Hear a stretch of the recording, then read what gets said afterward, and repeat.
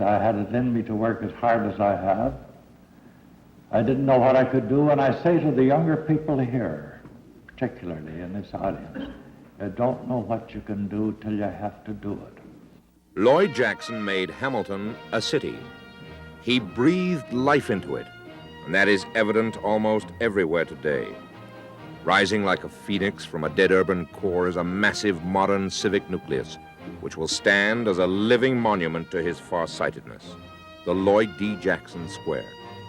When it is completed, it will contain 2 major office towers, 2 major department stores, a multi-level shopping concourse, a hotel, and countless other services. The undertaking is one of the most massive in North America.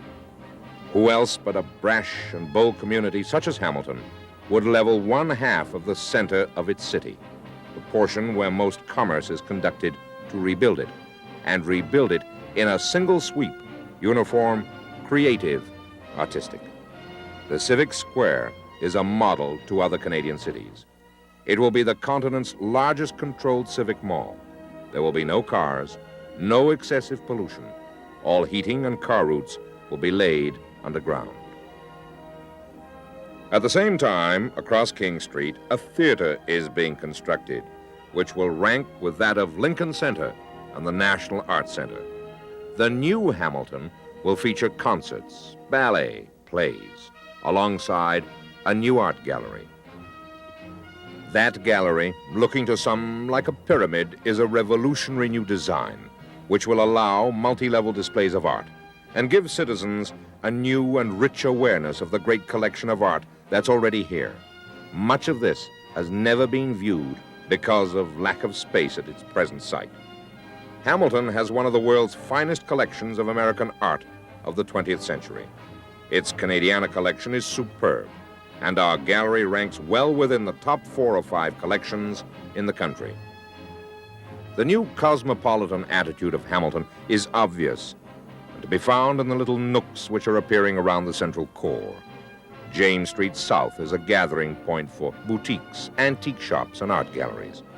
This area has some of the city's most interesting architecture, and a movement is gathering speed to have this part of Hamilton preserved as a reminder of the past and still allow it to function as a sub-community within the hustle and bustle of the city at large. The dreams of Lloyd Jackson are being finally realized, but much of this is to the credit of the Vic Copps administration, which successfully hurdled a multitude of problems to bring Hamilton alive. What does the mayor foresee for the future? What will Hamilton be like even a decade from now? This particular model is one of the 2 levels of the city showing a proposed rapid transit system for later on. But because this is just in the planning stage and will not occur for about 10 years from now, it's not really of as much interest to us as the things that are happening right now. I think it's very important and very fitting that in the 125th anniversary year, we're doing things that are almost historic in terms of the changes that they're going to make in the city. And I'm thinking particularly of the Civic Square, the Jackson Square development, 43 acres of redevelopment, the largest urban renewal program in the central core of any city in the country, about $100 million of construction now underway with the first phase. And this has given us an opportunity to begin in the anniversary year replacing the blight and decay of the past 125 years in the center of the city and to create the kind of central core that the Jackson Square is going to make possible.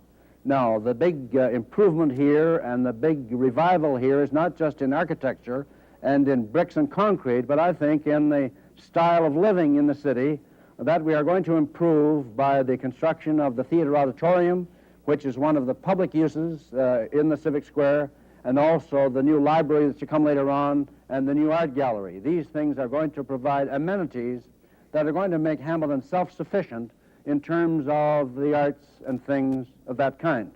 And of course, we're changing the atmosphere in Hamilton, too. You know, we've always had the reputation as being the center of pollution and grime, I suppose, because we're an industrial city, and we are acquiring and developing a whole lot of new parkland and so on. But I think even more important is the work that's being done to improve the environment and to counteract pollution, particularly the sewage treatment plant, which is the largest municipal facility that's ever been built in Canada, and which is going to help us to clear up the harbor and restore pure water out there, which has become so contaminated by all the industrial development.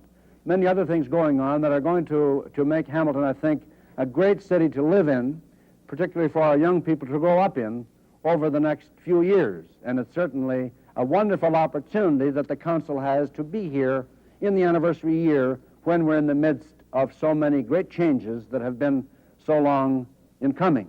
Mr. Mayor, I've heard the center of this city being described as a future jewel, and that it's going to attract people from all over Canada and the United States to come and see this. Do you agree with this? Yes, I don't like to exaggerate too much. I'm always accused of doing that anyway in my hopes for the city, but there's no question it's going to make a tremendous change. I think it's going to be the finest redevelopment that's ever been done anywhere, and I know we're all going to be very proud of it, and certainly when these various elements of the square are completed and the new convention center is built adjoining the auditorium, and when the new hotel arrives in the square, this is going to make Hamilton a convention center. This by itself is going to bring a lot of visitors, and I know that they're going to enjoy it here, and I know that we're going to be proud of the kind of city we're going to have because of the things that are going on here in our 125th anniversary year. The growth and development of Hamilton was no mere accident, nor was it the result of a carefully laid out plan by one or even a group of men. It was the evolution of a community of people, each arriving for his own purpose, each having his own idea and dreams, but together they built a city.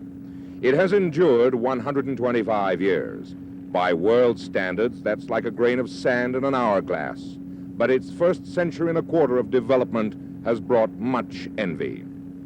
The future growth of Hamilton is surely up to us. Tom Charrington, good night.